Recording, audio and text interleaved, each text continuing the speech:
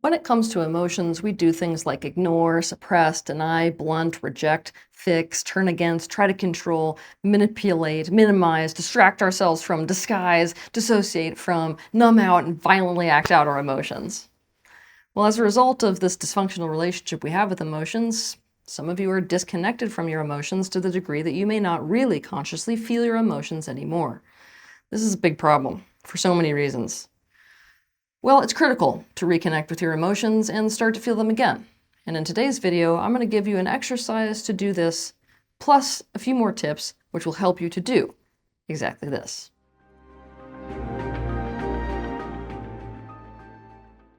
Emotions are reactions in and of themselves. They occur within you in response to many different stimuli, such as people, places, things, situations, circumstances, and energies that you're encountering in the external world, as well as your own thoughts, especially your own thoughts about those external stimuli. Now remember that thoughts can be subconscious or conscious. When we encounter a stimulus, we experience a reaction to it in the form of a highly physiological response that we feel. Within this felt-based response is information. Emotions carry a lot of information about our environment and about ourselves, most especially about our subjective experience of our environment and about our personal truths. Some people might refer to this as cognitive interpretation. For example, a person may be having a strong emotional reaction, and contained within this emotional reaction may be the information that, that thing that's happening is making me feel powerless to X bad thing happening, and I need to feel like I have some hand in making sure it doesn't happen. This is why emotions can serve as a kind of internal guidance system and influence a person to take a certain action. Sometimes it is helpful to think of emotion as like a different language in which information is received and transmitted. When we have an emotional reaction, most of the time this information within the emotion is totally subconscious, and we do not take the time to make it conscious. We don't tune into this language that is occurring within us so as to consciously ascertain the information that it contains. And because of this, we simply have a behavioral response to the emotion. This is what people are most familiar with, the behavioral expression of an emotion. One of the biggest false assumptions that people make is that all people experience emotions the same way and with the same level of intensity. They don't. For example, anger does not always feel the same in one person's body as it does in another person's body. Some people also feel emotions much more intensely and for longer. Our emotions are an automatic response, and for very good reason. When we are out navigating the world and the people, places, and things in it, we need to have reactions to things and make sense of things very quickly. The physiological arousal response element of emotions, which you feel, as well as the cognitive interpretation element of emotions, which you are only rarely consciously aware of, happens in such an immediate and intertwined way. The thing is, if you struggle to be attuned with your emotions so as to really feel them, you need to reattune to your emotions. So here it is, a helpful exercise you can do for this, and you're going to do it in a 3-week exercise. On week 1, you're going to set a timer to go off at certain intervals, such as every hour or every 3 hours. When the timer goes off, you're going to turn all of your attention toward the way that you feel emotionally in your body, specifically to the sensations that are occurring in your body.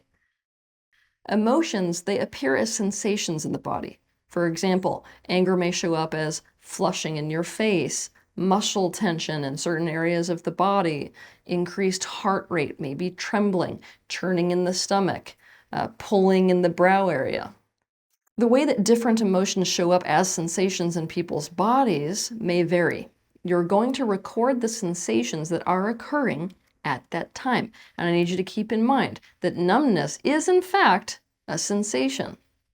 On week 2, you're going to do the same thing, but this time you're going to add the element of trying to identify the name of an emotion that corresponds to the sensations you are experiencing. For example, say that you notice dizziness and buzzing and weakness and constriction, that you're unable to breathe deep and sinking and a lot of frantic energy movement. You may realize that this fits with anxiety, so you would write down anxiety. You may pick more than one emotion if more than one fits. And if it helps you, you can print off an entire list of emotions to refer to so you can pick off of that list.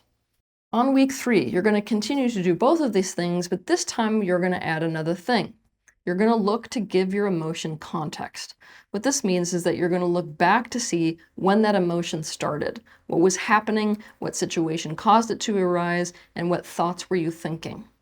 You're identifying the why behind the emotions that you are feeling. And you are going to write down your findings. For example, let's say that you identify different sensations that you are feeling and decide that it fits with anxiety. You think back and you realize that you started to feel anxious when you realized that your girlfriend was speaking to an ex of hers, and that you had the thought of them flirting and potentially getting back together, and the fearful thought that you may lose her. This exercise will help you to connect with your feelings, actually feel them, and learn about yourself at this emotional level, and about how you are emotionally experiencing your life. Now, the goal is that because you've practiced doing this, this becomes second nature.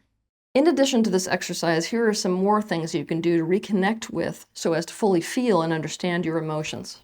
1, the vast majority of the time, people stop feeling as a result of a protective adaptation. Essentially, at some point in your life, you decided on a conscious or even subconscious level that feeling your emotions in and of itself was harmful and would only lead to negative consequences. This means it is highly likely that a part of you is protecting you from feeling things with every bit as much, if not more, fervor than you are trying to feel things. For this reason, one of the best things you can do is to work with the aspect of you that is doing this directly. You can do this using parts work. To learn how to do this, you can watch my video that is titled Parts Work: What is Parts Work and How to Do It. Your goal here is to get this aspect of you on board with feeling emotions, rather than continuing to resist feeling emotions. 2, practice experiencing your emotions as a mindfulness journey meditation. This process will put you completely in touch with your emotions and help you to start feeling again.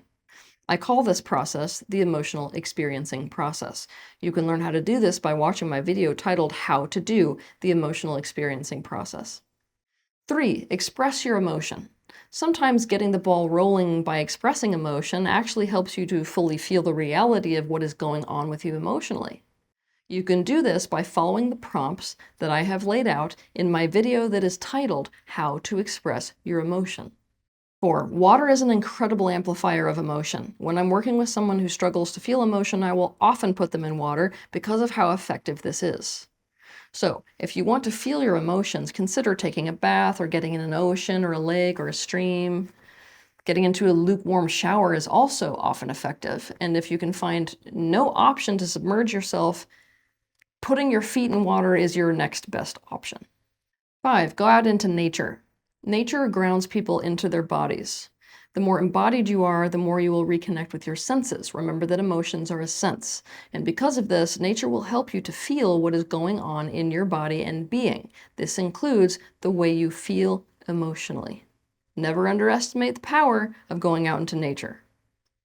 6, move your body. Moving your body gets you into your body and also reverses the freeze state that often accompanies states of emotional disconnection.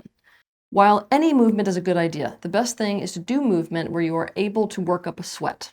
On top of this, exercise combats stress chemicals, and stress chemicals flooding your limbic system is one reason why people experience emotional numbness.